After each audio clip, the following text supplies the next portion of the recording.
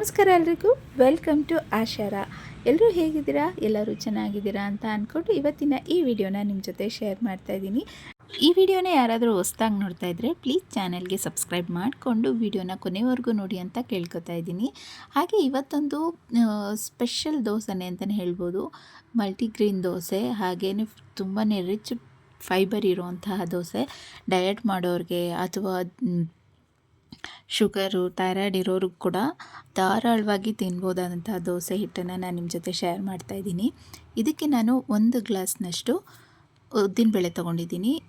ಹಾಗೆ 1 ಗ್ಲಾಸ್ನಷ್ಟು ಗಟ್ಟಿ ಅವಲಕ್ಕಿ ತೊಗೊಂಡಿದ್ದೀನಿ. ನಾನಿಲ್ಲಿ ಟೀ ಕುಡಿಯೋ ಗ್ಲಾಸ್ನಲ್ಲಿ ಅಳತೆಗೆ ತೊಗೊಂಡಿದ್ದೀನಿ. ನೀವು ಯಾವ ಮನೇಲಿ ಎಷ್ಟು ಜನ ಇದ್ದಾರೆ ಅಂತ ನೋಡಿಕೊಂಡು ನೀವು ಯಾವ ಕಪ್ ಅಳತೆ ತೊಗೋತೀವೋ ಅದೇ ಕಪ್ ಅಳತೆಯಲ್ಲಿ ಎಲ್ಲನೂ ತೊಗೊಳ್ಳಿ. ಹಾಗೆ ಒಂದು ಅರ್ಧ ಗ್ಲಾಸ್ನಷ್ಟು ಹೆಸರು ಬೇಳೆನ ತೊಗೊಂಡಿದ್ದೀನಿ. ನಾನಿಲ್ಲಿ ಹೊಟ್ಟಿರೋಂಥ ಹೆಸರು ಬೇಳೆ ತೊಗೊಂಡಿದ್ದೀನಿ. ನೀವು ಬೇಕಾದರೆ ಹೊಟ್ಟಿಲ್ದಿರೋ ಹೆಸರು ಬೇಳೆನೂ ತೊಗೋಬೋದು. ಹಾಗೆ 1 ಗ್ಲಾಸ್ನಷ್ಟು ಮಿಲೆಟ್ಸನ್ನ ತೊಗೊಂಡಿದ್ದೀನಿ. ನಾನಿಲ್ಲಿ ನವಣೆನ ತೊಗೊಂಡಿದ್ದೀನಿ.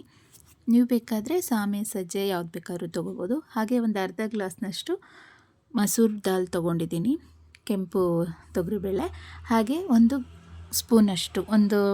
ಅರ್ಧ ಟೇಬಲ್ ಸ್ಪೂನಷ್ಟು ಮೆಂತ್ಯಕಾಳು. ಇದಿಷ್ಟನ್ನು ಚೆನ್ನಾಗಿ ತೊಳ್ಕೊಂಡು 1-2-3 ಸಲ ಚೆನ್ನಾಗಿ ತೊಳೆದು ಒಂದು 3 ಗಂಟೆ ಕಾಲ ನೆನೆಸಿಟ್ಕೋಬೇಕು. 3 ಗಂಟೆ ಕಾಲ ನೆನೆಸಿದಾದ್ಮೇಲೆ ಎಲ್ಲ ನೆಂದಿರುತ್ತೆ ಚೆನ್ನಾಗಿ. ಇವಾಗ ನುಣ್ಣಗೆ ರುಬ್ಕೊಬೇಕು. ಸೇಮ್ ನಾವು ದೋಸೆ, ಇಡ್ಲಿಗೆಲ್ಲ ಯಾವ ರೀತಿ ರುಬ್ಕೋತೀವೋ ಅದೇ ರೀತಿ ರುಬ್ಕೋಬೇಕು.